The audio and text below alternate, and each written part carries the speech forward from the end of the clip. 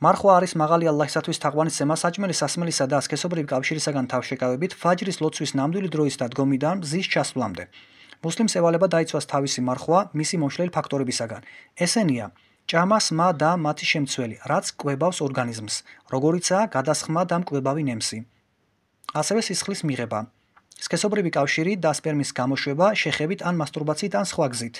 რაც შეეხება სიზმარში შებილწვას, ის არ არის მარხვის მომშლელი ფაქტორი ერთსულოვანი აზრის თანახმად. იგივეა მეზი ყველაზე სწორი შეხედულების მიხედვით. განზრახ ღებინება.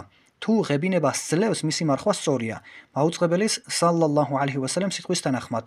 ვინც შემთხვევით აღებინებს, მას არ ევალება იმ დღის ანაზღაურება, ხოლო ვინც განზრახ აღებინებს, მან ის დღე მარხვით აანაზღაუროს.